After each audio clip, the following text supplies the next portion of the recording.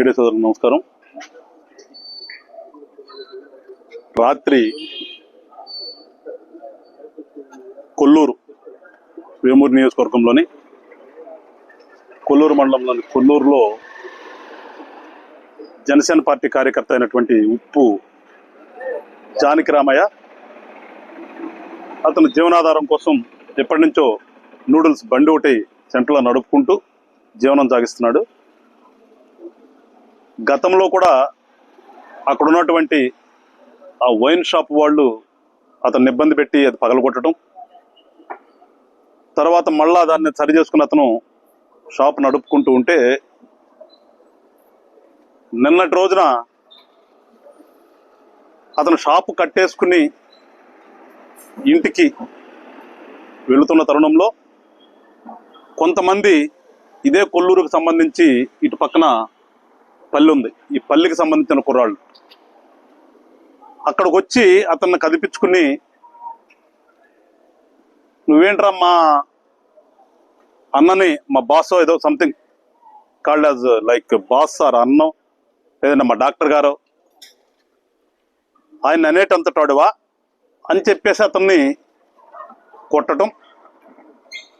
ఆ దెబ్బలతో అతను పోలీస్ స్టేషన్కి వచ్చి కంప్లైంట్ ఇద్దామని చెప్పేసి పోలీస్ స్టేషన్కి వస్తే, ఇక్కడికి వచ్చిన తర్వాత వస్తూ వాళ్ళ సంబంధికులకి ఇద్దరు ముగ్గురికి చెప్పుకుంటే వాళ్ళు కూడా రావటం, ఏదో వాళ్ళల్లో ఒక కుర్రాడు ఇక్కడ మా మామయ్యను కొట్టారని చెప్పేసి ఏదో కేకలేసాడని చెప్పేసి వంకతో మళ్ళా దాదాపు ఒక 50 మంది పైన ఇక్కడికి వచ్చి, అంటే అసలు పోలీస్ స్టేషన్ అనేది కూడా మర్చిపోయేవాళ్ళు, పోలీస్ స్టేషన్లోనే విచ్చలవిడిగా వాళ్ళని కొట్టి పోలీస్ స్టేషన్ పగలగొట్టి, అంటే కొల్లూరు పోలీస్ స్టేషన్లో వాళ్ళ ప్రవర్తన ఏ రకంగా ఉంది అంటే అక్కడ అసలు పోలీస్ స్టేషన్ అనేది కూడా వాళ్ళకి మర్చిపోయి అంతగా రౌడీజం చేస్తున్నారంటే, వీళ్ళకి అంతగా వాళ్ళ బాసు మరి పట్టో లేకపోతే మరి వీళ్ళ ఇక్కడ గత కొంతకాలం నుంచి చేస్తున్నారో ఒకసారి పోలీసు వారు దాని మీద దృష్టి పెట్టాలని చెప్పేసి కోరుతున్నాను.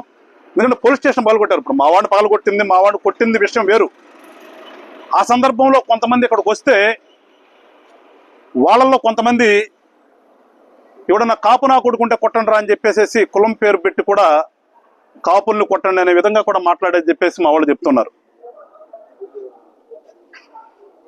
ఇవన్నీ చూస్తే ఇదేదో కావాలనే ఒక ఉద్దేశపూర్వకంగానే వీళ్ళకి వెనుకున్నటువంటి వ్యక్తి వీళ్ళని నడిపించటం, వీళ్ళు అతను చెప్పిన విధంగా ఇక్కడ వీళ్ళ మీద దౌర్జన్యం చేస్తూ ఏదో పట్టు సాధించాలని, అంటే ఒకవేళ అతను నాయకుడిగా ఉంటే నాయకుడిగా ప్రజల మనసు గెలుచుకోవాలి.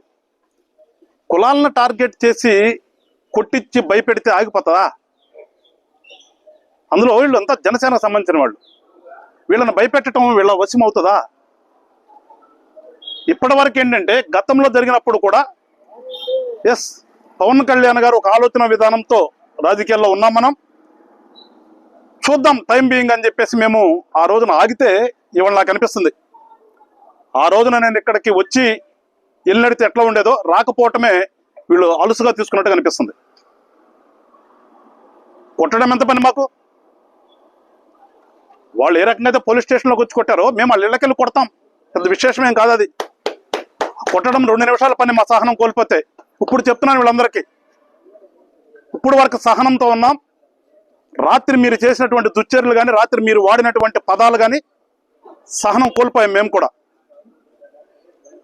సహనం కోల్పోయిన తర్వాత ఏ రకంగా ఉంటుందో వాళ్ళందరికీ చెప్తున్నాను, వాళ్ళ నడిపించేవాడికి చెప్తున్నాను, ప్రతి ఒక్కరికి చెప్తున్నాను. ఇక్కడ జనసేన పార్టీగా మేము ఏదో మంచి చేయాలనుకుని వచ్చాము ఇక్కడికి. ఏ పార్టీకైనా కానీ కులం ఉంటుంది, కులం లేని పార్టీ ఏది లేదు. మేము మా పవన్ కళ్యాణ్ గారు చెప్పింది అన్ని కులాలను కలుపుకుపోదామని చెప్పేసి మా మొదటి సిద్ధాంతమే అది. కులాలను కలుపుకుని వెళ్దామనే ఆలోచనతో మేము సహనం పాటిస్తూ ఉంటే, ఆ సహనాన్ని వీళ్ళేదో చేతగానితనంగా తీసుకుంటే రేపు ఎవడు వచ్చి మిమ్మల్ని రక్షించలేడు, మిమ్మల్ని కాపాడతానికి కూడా ఎవడు రాడు మిమ్మల్ని. ఆ విధంగా ఉంటుంది మా రియాలిటేషన్. ఒకసారి అందుకే చెప్తున్నాను, దయచేసి ఇప్పటికైనా సరే జరిగిందేదో జరిగింది, ఇంతటితో ఆగండి. పోలీస్ స్టేషన్లో జరిగింది కాబట్టి పోలీసు వారు ఏం చేసుకుంటారో పోలీసు వారు చర్యలు తీసుకుంటారు. కానీ జనసేన పార్టీ తరఫున చెప్తున్నాను, జనసేన పార్టీలో ఉన్నటువంటి ఇక్కడ మా ఉన్నటువంటి ఎవరైతే నాయకులు ఉన్నారో వీళ్ళందరూ కూడా దాదాపు ఎక్కువ కాపు కులమే. జనసేన పార్టీ తరపున చెప్తున్నాను, కాపు కులం తరపున కూడా చెప్తున్నాను. పిచ్చి పిచ్చి వేషాలు వేస్తే, మా సహనం అద్దులు మీరితే ఎట్లా ఉంటుందో ఒక్కసారి చెప్తున్నాం, ఊహించుకోండి.